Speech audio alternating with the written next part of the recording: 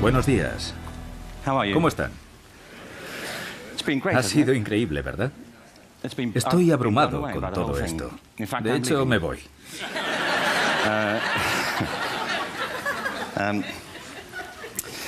Se han mencionado 3 temas en este congreso que tienen que ver con lo que quiero decir. Uno es la extraordinaria creatividad en todas las conferencias que hemos escuchado y en todas las personas que están aquí, tanto por su variedad como por su alcance. El segundo es que no tenemos ni idea de lo que va a suceder en el futuro, ninguna idea de cómo va a resultar esto. A mí me interesa la educación. De hecho, creo que a todos nos interesa. ¿No es cierto?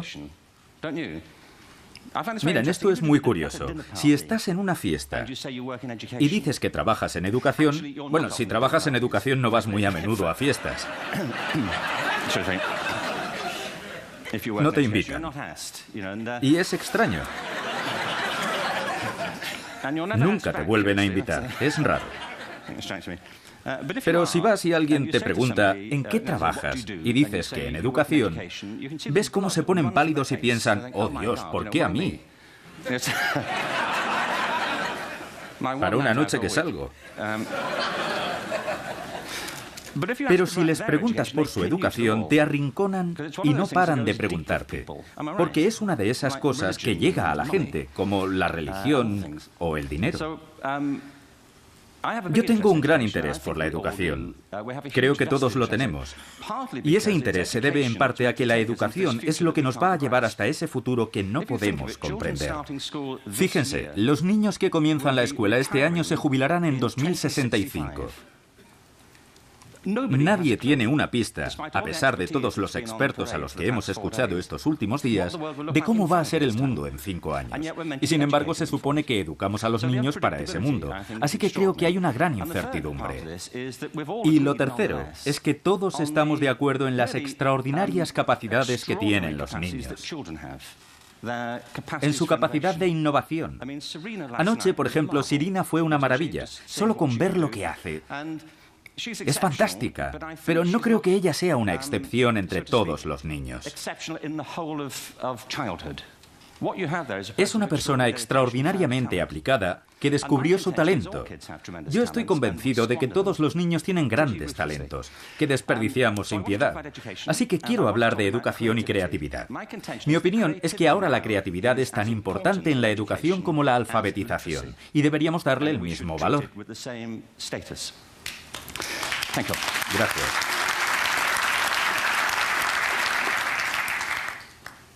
Por cierto, eso fue todo. Muchísimas gracias. Así que me quedan 15 minutos. Bueno, yo nací en... No. Hace poco me contaron una historia sobre una niña de 6 años que se sentaba en la parte de atrás de la clase. Su profesora comentaba que nunca prestaba atención, pero que en clase de dibujo sí. Así que se acercó a ella y le preguntó, ¿qué estás dibujando? Y le dijo, estoy dibujando a Dios. Pero nadie sabe cómo es Dios, respondió la profesora. Y la niña contestó, lo sabrán en un minuto.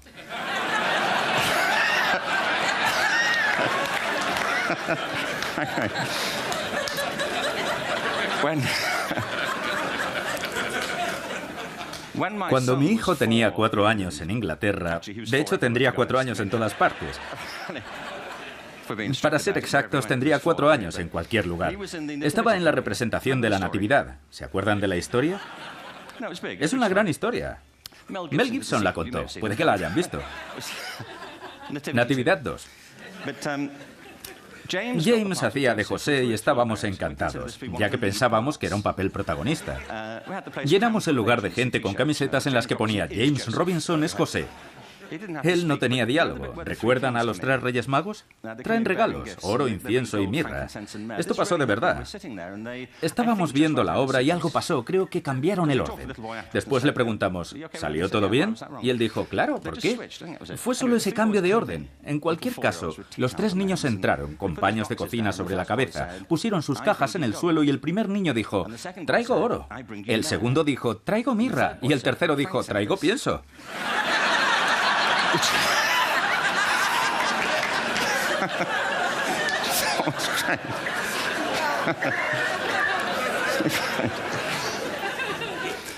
Con esto quiero decir que los niños se arriesgan. Si no saben hacer algo, lo intentan. ¿Verdad? No tienen miedo a equivocarse. No estoy diciendo que equivocarse sea lo mismo que ser creativo. Lo cierto es que si no estás dispuesto a equivocarte, nunca se te va a ocurrir algo original. Si no estás abierto a equivocarte. Pero cuando llegan a adultos, la mayoría de los niños ha perdido esa capacidad. Tienen miedo a equivocarse. Y por cierto, dirigimos así nuestras empresas. Estigmatizamos los errores. Hemos creado sistemas educativos en los que cometer errores es lo peor que te puede suceder. Y el resultado es que estamos educando a la gente para que abandone sus capacidades creativas. Picasso dijo que todos los niños nacen artistas. El problema es seguir siendo artistas al crecer. Estoy convencido de que no nos volvemos más creativos al crecer, sino más bien al contrario. La educación nos hace menos creativos. ¿Y por qué es así? Yo vivía en Stratford-on-Avon hasta hace 5 años que nos mudamos a Los Ángeles. ¿Se pueden imaginar lo suave que fue ese cambio? De hecho, vivíamos en un lugar llamado Snitterfield, a las afueras de Stratford, donde nació el padre de Shakespeare. Seguro que nunca habían pensado que Shakespeare tuviera un padre. Y eso es porque nunca pensaron en Shakespeare de niño. ¿Se lo imaginan a los 7 años? Nunca pensé en ello, pero en algún momento tuvo esa edad y estaría en la clase de alguien.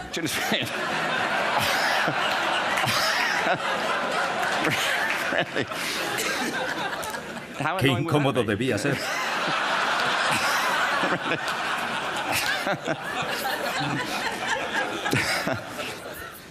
Debe esforzarse más. Su padre le diría, vete a la cama. Deja ya ese lápiz. Y no hables así. Nos confundes a todos.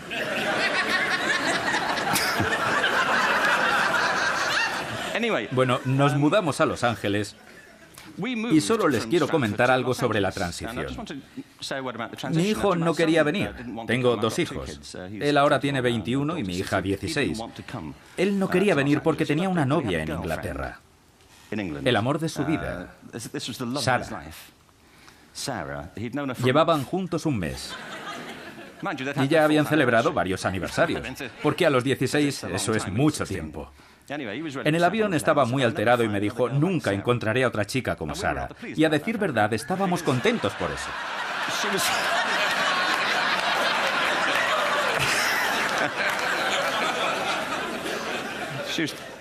Ya que ella fue la razón por la que dejamos el país.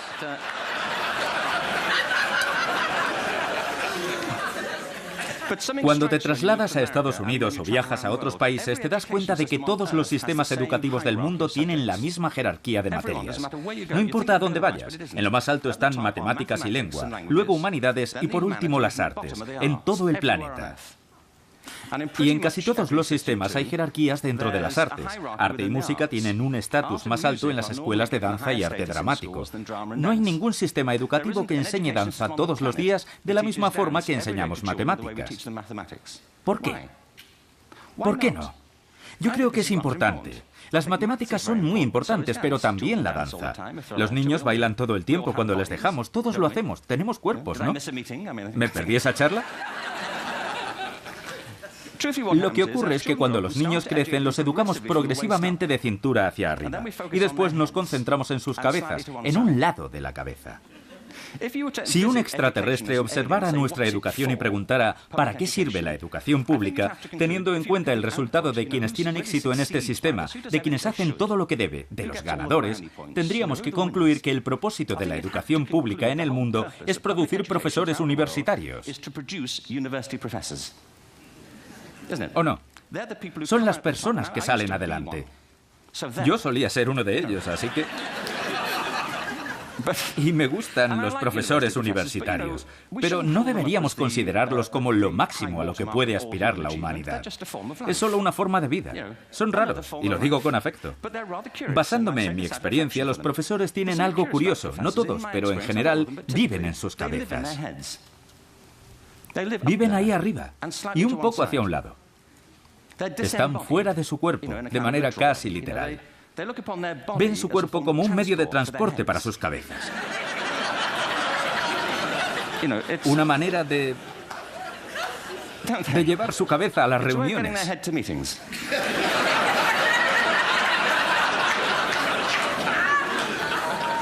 Si quieren presenciar alguna experiencia extracorporal, acudan a una conferencia de académicos y cuélense en la discoteca la última noche. Y ahí los verán, hombres y mujeres adultos contorsionándose. A destiempo. Y deseando que termine para ir a casa a escribir un artículo. Nuestro sistema educativo se basa en la habilidad académica. Y hay una razón. Se debe a cuando fue inventado. No había sistemas educativos antes del siglo XIX. Todos surgieron para cubrir las necesidades de la industrialización. Así que se basan en dos ideas. Una, que las materias más útiles para el trabajo son las más importantes. Así que quizás le alejaron de lo que le gustaba cuando era niño, argumentando que así no encontrarían trabajo, ¿cierto? No hagas música, no serás músico. No hagas arte, no serás artista. Buen consejo, aunque hoy profundamente equivocado. El mundo está en plena revolución. La segunda idea es la habilidad académica que ha llegado a dominar nuestra visión de la inteligencia porque las universidades diseñaron ese sistema a su manera. De hecho, el sistema de educación pública parece un extenso proceso de admisión universitaria. Y como consecuencia, muchas personas brillantes y creativas piensan que no lo son, porque aquello en lo que sobresalían en la escuela no era valorado o era estigmatizado. Yo creo que no deberíamos seguir por este camino. Según la UNESCO, en los próximos 30 años se graduarán más personas en el mundo que las que lo han hecho desde el comienzo de la historia. Más personas. Esto se debe a la combinación de todo lo que hemos hablado, a la tecnología, a la transformación del trabajo y a la explosión demográfica. De repente los títulos no tienen ningún valor. Cuando yo estudiaba, si tenías un título tenías trabajo, y si no lo tenías era porque no querías. Yo no quería un trabajo, francamente. Pero ahora muchos jóvenes titulados tienen que volver a sus casas y seguir jugando con videojuegos porque se necesita una maestría para trabajar, cuando antes solo se requería el bachillerato. Es un proceso de inflación académica que indica que la estructura de la educación se tambalea. Debemos cambiar la idea que tenemos de la inteligencia. Sabemos tres cosas de ella. Primero, que es diversa. Interpretamos el mundo según como lo experimentamos, de forma visual, auditiva o cinestésicamente. Pensamos en términos abstractos o pensamos en movimiento. Segundo, la inteligencia es dinámica. Si observamos las interacciones del cerebro, como escuchamos ayer en varias charlas, la inteligencia es interactiva. El cerebro no se divide en compartimentos. De hecho, la creatividad, que yo defino como el proceso de tener ideas originales que tienen valor, a menudo surge de la interacción de diferentes disciplinas. En el cerebro hay un haz de nervios que une sus dos mitades, llamado cuerpo calloso. Es más grueso en las mujeres. Siguiendo con lo que dijo Helen ayer, creo que quizás por eso las mujeres son capaces de hacer varias cosas a la vez. Hay muchas investigaciones, pero yo lo sé por mi experiencia personal. Cuando mi esposa cocina, no muy a menudo, por suerte. No, ella cocina bien algunas cosas, pero a la vez que lo hace, habla por teléfono, habla a los niños, pinta el techo, opera a corazón abierto. Si cocino yo, la puerta está cerrada, los niños fuera, el teléfono descolgado y me enfado si ella viene. Terry, por favor, intento freír un huevo.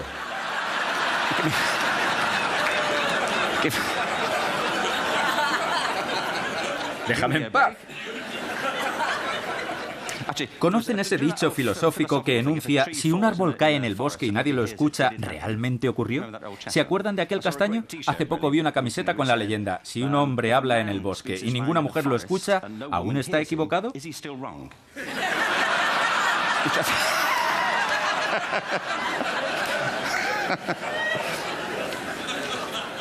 Y lo tercero es que la inteligencia es única. Estoy escribiendo un libro que se titula Epifanía y recoge una serie de entrevistas sobre cómo algunas personas descubrieron su talento. Un tema que me fascina y que surgió por una conversación que tuve con una mujer de la que quizás no hayan oído hablar. Se llama Gillian Lynn. ¿Les suena? Algunos sí. Es coreógrafa y todos conocemos su trabajo. Ella hizo Cats y El fantasma de la ópera. Yo estaba en el consejo del Royal Ballet en Inglaterra, como pueden ver. Comí con Gillian un día y le pregunté, ¿cómo llegaste a ser bailarina? Y ella me contó que no era buena estudiante. Entonces, en los años 30, escribieron a sus padres de la escuela diciendo, creemos que su hija tiene un trastorno de aprendizaje. Ella era nerviosa y no se podía concentrar. Hoy lo llamarían déficit de atención, pero eran los años 30 y no se conocía ese trastorno. La gente no sabía que podía tener eso. Gillian fue con su madre a un especialista. Era una habitación de paneles de roble y a ella la sentaron en una silla, en un rincón. Estuvo ahí durante 20 minutos mientras el médico y su madre hablaban de los problemas que tenía en la escuela, que si molestaba a los niños, no hacía los deberes, etc.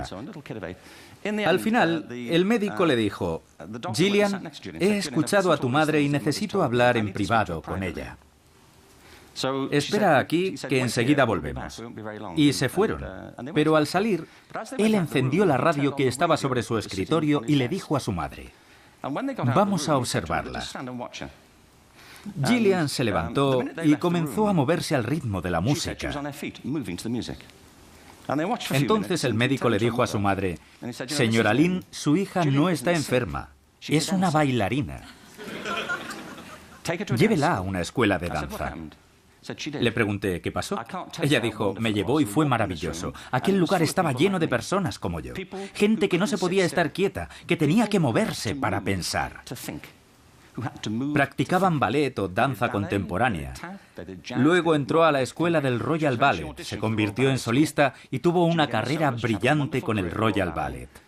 Más tarde se graduó y fundó su propia compañía y conoció a Andrew Lloyd Webber. Ella ha sido la responsable de algunas de las obras musicales más exitosas de la historia. Ha hecho disfrutar a millones de personas y es multimillonaria. Otro médico quizá la habría medicado y le habría dicho que se calmara.